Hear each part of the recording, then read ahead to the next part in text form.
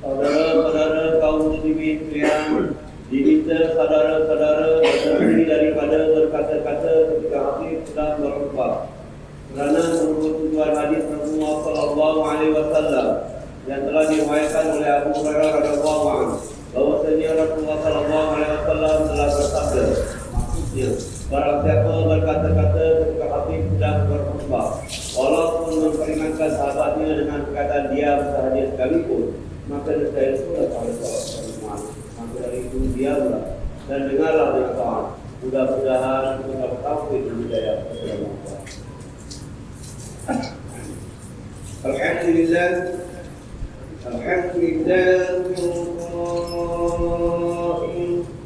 Bismillahirrahmanirrahim. Inna anzalnahu fi lailatul qadr wa ma adraka ma lailatul qadr. Lailatul qadri khairun min alfi shahr. Tanazzalul malaikatu war-ruhu fiha bi'izni rabbihim min kulli amr. Salamun hiya hatta matla'il fajr. Asyhadu an la ilaha illallah wahdahu la syarika lah wa asyhadu anna Muhammadan abduhu wa rasuluh. Allahumma shalli wa sallim ala sayyidina Muhammad wa ala alihi wa ashabihi ajma'in. Amma ba'd, fa ya ibadallah, ittaqullah, usikum wa iyaya bittaqullahi wa fadhal taqul. Qala Allah ta'ala fi kitabihi al-aziz. Ya ayyuhalladzina amanu atii'ullaha wa atii'ur rasula wa ulil amri minkum. Fa in tanaza'tum fi shay'in farudduhu ila Allahi war rasuli in kuntum tu'minuna billahi wal yawmil akhir. Dzalika khairun wa ahsanu ta'wila. Surah An-Nisa ayat 59 yang bermaksud, wahai orang yang beriman, taatkan kepada Allah dan taatkan kepada Rasulullah dan kepada ulil amri, yaitu orang yang berkuasa daripada kalangan kamu. Kemudian, jika kamu berbantah dan berselisih dalam sesuatu perkara, maka adalah kamu mengembalikannya kepada kita Allah, yaitu Al-Quran dan Al-Sunnah Rasulnya, jika kamu benar-benar beriman kepada Allah dan hari akhirat. Yang demikian adalah lebih baik bagi kamu dan lebih elok pula kesudahan. Sidang jemaat yang dirahmati Allah sekalian, marilah kita bertakwa kepada Allah Subhanahu wa taala dengan sebenar-benar takwa, dengan melaksanakan segala perintah dan meninggalkan segala larangannya. Mudah-mudahan Allah menurunkan rahmat-Nya, lalu kita memperolehi keberkatan hidup di dunia dan di akhirat. Mimbar pada hari ini akan memperkatakan tentang tajuk langkah menuju 10 malam terakhir Ramadan. Sidang umat yang dirahmati Allah sekalian, hari ini kita sudah berada di dalam 10 hari yang terakhir dalam bulan Ramadan. Perlu diingatkan bahwa tempo terakhir ini adalah tempo yang paling penting, tempo yang paling berharga dan bernilai bagi orang yang beriman.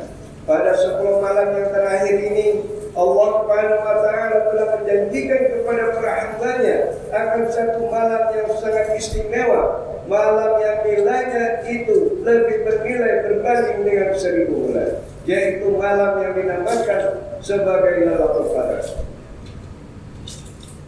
Lailatul Qadar adalah malam istimewa yang hanya diberikan kepada umat Nabi Muhammad SAW dan tidak pernah diberikan kepada umat-umat yang terdahulu. Jika seseorang itu dapat meluangkan waktu untuk beribadat dan mendekatkan diri kepada Allah pada malam ini, maka pahala yang akan diperolehinya itu adalah melebihi daripada pahala beribadat selama 83 tahun, yaitu bersamaan dengan 1000 bulan. Allah Subhanahu wa taala berfirman di dalam Al-Qur'an dalam surah Al-Qadr ayat 1 hingga 5, sebagaimana yang telah dibacakan di awal khutbah tadi, yang bermaksud, sesungguhnya kami telah menurunkan Al-Quran ini pada Lailatul Qadar, dan apa jalannya kamu dapat mengetahui apa dia kebesaran malam Lailatul Qadar itu. Malam Lailatul Qadar lebih baik daripada 1000 bulan. Pada waktu itu turun malaikat dan Jibril dengan izin Tuhan mereka karena membawa segala perkara yang ditakdirkan berlakunya pada tahun berikut. Sejahteralah malam yang berkat itu hingga terbit fajar. Masyaallah muslimin wa rahmatullah. Orang yang beriman itu apabila sampai pada 10 hari yang terakhir dalam bulan Ramadan, mereka akan berubah menjadi orang yang lebih bersemangat untuk beribadah. Mereka akan lebih bersungguh-sungguh memelihara puasa mereka di siang hari dan akan menjadi seperti ahli ibadat di malam hari. Ini karena mereka tidak mahu menjadi orang yang paling rugi dan gagal dalam bulan Ramadan. Baginda Rasulullah SAW sendiri adalah merupakan contoh ikutan yang terbaik dalam hayat 10 malam terakhir dalam bulan Ramadan. Dalam satu hadis yang diriwayatkan oleh Imam Ahmad daripada Aisyah radhiyallahu anha yang bermaksud adalah Rasulullah SAW itu orang yang berusaha bersungguh-sungguh yang beribadat pada 10 akhir Ramadan melebihi bersungguhannya pada bulan-bulan yang lain. Begitu juga dalam beberapa hadis yang lain ada menyatakan bahawa jika masuk saja 10 malam terakhir daripada bulan Ramadan, maka baginda Rasulullah SAW memperbanyakkan amalan dengan mengajurkan ahli keluarga baginda untuk bersama-sama melaksanakan ibadat-ibadat sunat di malam hari. Sekiranya ini contoh teladan yang ditunjukkan oleh Rasulullah SAW, bagaimana pula kedudukan kita pada hari-hari yang terakhir dalam bulan Ramadan ini? Sewajarnya kita berusaha mencontohi apa yang pernah ditunjukkan oleh baginda Rasulullah SAW dalam menghayati Lailatul Qadar. Adalah amat malang dan duka cita sekali sekiranya kita menghabiskan masa yang banyak untuk membuat persiapan hari raya berbanding mengejar kelebihan Lailatul Qadar. Ada yang sanggup berjalan dan berdiri berjam-jam lamanya untuk memberilah, tetapi tidak sanggup berdiri lama untuk sholat tarawih. Ada juga yang sanggup duduk berjam-jam lamanya menyediakan ibadah untuk hari raya, tetapi tidak sanggup duduk lama untuk menghatamkan bacaan Al-Quran di dalam bulan yang mulia ini. Di manakah kedudukan kita jika mau dibandingkan dengan kedudukan Rasulullah SAW dan para sahabat yang sudah dijanjikan tempat mereka di dalam surga? Sidang umat yang dirahmati Allah Subhanahu. Berpegang kita pada firman Allah bahwa sesungguhnya manusia itu berada dalam kerugian yang amat nyata, kecuali bagi orang yang memperuntukkan waktu hidupnya untuk memperhambakan diri kepada Allah Rabbul Jalil. Bersaksikanlah juga bahwa betapa kita ini berada pada keadaan yang amat malas jika kita semakin lega dan lalai di dalam melaksanakan ibadat pada saat-saat Ramadan yang kian melabuhkan kiranya itu.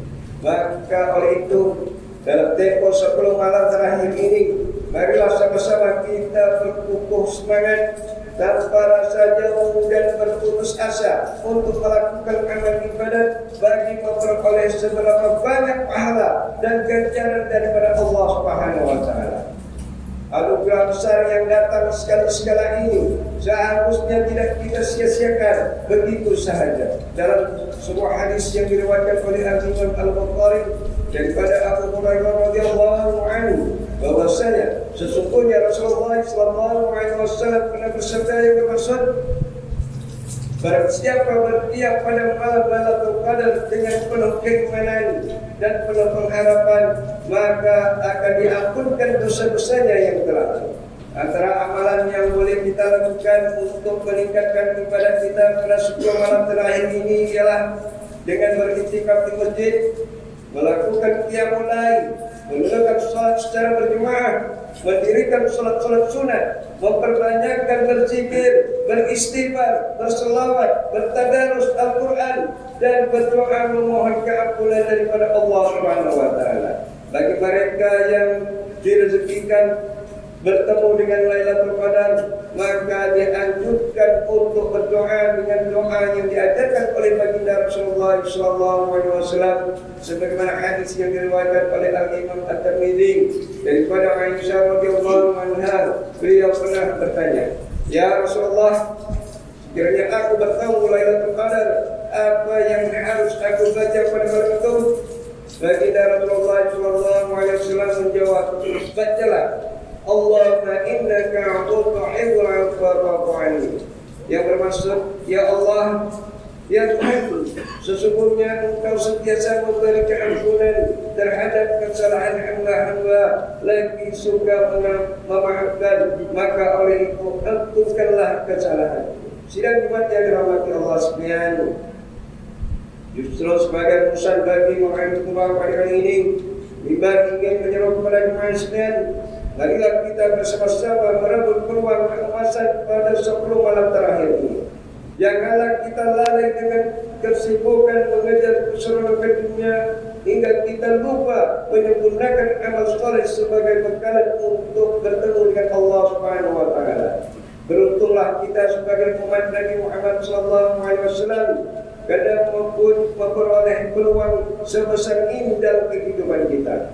Dan rugilah pula bagi mereka yang sedikit pun tidak berusaha memanfaatkan kesempatan yang diberikan oleh Allah Subhanahu wa taala di dalam bulan yang mulia ini. Mudah-mudahan Ramadan yang kita tempuhi tahun ini akan menjadi titik perubahan dalam diri kita untuk menjadi insan yang beriman, bertakwa dan diridai Allah Subhanahu wa taala. Firman Allah Subhanahu wa taala dalam surah Taha ayat 75, A'udzu billahi minasy syaithanir rajim.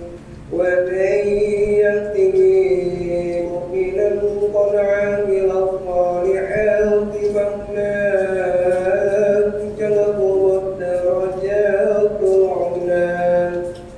yang bermaksud, dan setiapa yang datang kepadanya sedang dia beriman serta dia telah mengerjakan amal-amal yang soleh, maka mereka itu akan beroleh tempat tinggal yang tinggi saja. Barakallahu wa lakum al-Qur'anul 'azim wa nafa'ani wa iyyakum bima fihi min al-ayati wa dhikril hakim wa taqabbal minni wa minkum tilawatahu innahu was-sami'ul 'alim. Aqulu qawli hadza wa astaghfirullaha li wa lakum wa lisa'iril muslimina wal muslimat wal mu'minina wal mu'minat wastaghfiruhu ya rabbal mustaghfirin wa ya rabbal alamin. Amin.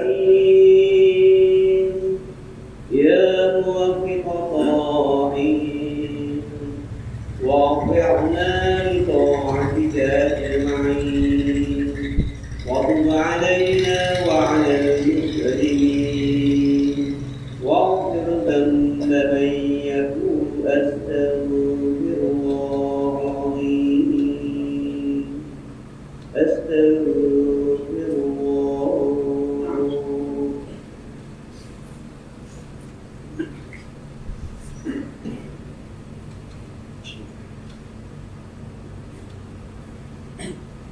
Alhamdulillah hamdan katsiran katsiran asyhadu an la ilaha illallah wahdahu la syarika lah iqraran bi rububiyyatihi wa iqraran liman jahada bihi wa kafara wa asyhadu anna sayyidina Muhammadan sayyidul bashar sallallahu alaihi wasallam ala sayyidina Muhammad wa ala alihi wa sahbihi wa sallam alhamdulillah wa alhamdulillah. Amma ba'du fa ya ibadallah ittaqullaha fima amar wa ta'amalakum anhu wa la. Wahai Allah, ingatlah bahwa dunia ini adalah tempat tumpangan untuk sementara. Akhirat jualah sebenar-benar tempat yang kekal untuk selama-lamanya. Oleh itu, marilah kita bertakwa kepada Allah untuk mendapatkan kebahagiaan serta menyelamatkan diri daripada siksaan api neraka. Allah berfirman dalam surah Al-Ahzab ayat 56, Inna Allah wa malaikatahu yusalluna 'alan nabi ya ayyuhalladzina amanu sallu 'alaihi wa sallimu taslima. Yang bermaksud, sesungguhnya Allah dan malaikatnya bersalawat, yakni memberi segala penghormatan dan kebaikan kepada Nabi Muhammad sallallahu alaihi wasallam. Wahai orang yang beriman, berselawat kamu kepadanya serta ucapkanlah salam sejahtera dengan penghormatan yang sepenuhnya. Allahumma shalli wa sallim ala sayyidina Muhammad wa ala ali sayyidina wa maulana Muhammad. Marilah kita bermohon kepada Allah Subhanahu wa taala semoga Allah menghadiah kalimat-kalimat Rasulullah sallallahu alaihi wasallam, yaitu Sayyidina Abu Bakar As-Siddiq radhiyallahu anhu, Sayyidina Umar bin Khattab radhiyallahu anhu, Sayyidina Utsman bin Affan radhiyallahu anhu, dan Sayyidina Ali bin Abi Thalib radhiyallahu anhu, dan sahabat-sahabat kita yang sama-sama berjuang menegakkan agama Allah yang maha suci ini radhiyallahu anhu. Seterusnya kepada bapa saudara junjungan kita Sayyidina Hamzah dan Sayyidina Abbas radhiyallahu anhum, sesudah baginda Sayyidina Hasan dan Sayyidina Husain radhiyallahu anhum, putri-putri baginda Sayyidah Fatimah Zahra dan lain-lainnya radhiyallahu anhum, istri-istri baginda Sayyidatuna Khadidah, Sayyidatuna Aisyah dan lain-lainnya radhiyallahu anhum, kepada sekalian keluarga, sahabat-sahabat, pengikut-pengikut sahabat radhiyallahu anhum, dan yang menuruti mereka dari semasa hingga hari kiamat. Allahumma ighfir muslimin wal muslimat wal mu'minin wal mu'minat al-ahya'i minhum wal amwat. Ya Allah, ampunkanlah sekalian kaum muslimin dan muslimat, mukminin dan mukminat, sama ada yang masih hidup ataupun yang telah meninggal dunia. Ya Allah, peliharakanlah akidah kami yang melandaskan akidah Ahlussunnah wal Jamaah, aliran Asy'ariyah dan Al-Maturidiyah. Ya Allah, pelihara, lindungi, jauhi dan selamatkanlah apalah kiranya diri kami ini, zuriat keturunan kami, keluarga kami dan umat Islam keseluruhannya daripada apa jua bala dan bencana, wabak dan penyakit, segala mara bahaya, kesusahan dan keburukan. Ya Allah, muliakan kemuliaan dan kesejahteraan kepada mereka yang berjihad dan melangkahkan hartanya ke jalan-Mu, seperti pembayar zakat, pewakaf dan seumpamanya. Ya Allah, muliakanlah taufik dan hidayah, kekuatan, kesejahteraan dan pertolongan kepada ketua-ketua negara Islam dan raja-rajanya, aslinya kepada Abdul Hasan Syariah, Sultan Ibrahim bin Al-Mahmud, Sultan Iskandar, Sultan yang berkuasa di negeri dan jajahan Johor Darul. Kepada Raja dari Sofian binti Al-Mahmud Sultan Idris Shah Permaisuri Johor, kepada Tunku Ismail bin Sultan Ibrahim, Tunku Mahkota Johor, dan Jekman Besar Khalidah binti Mustama, paduka putra-putra dan putrinya,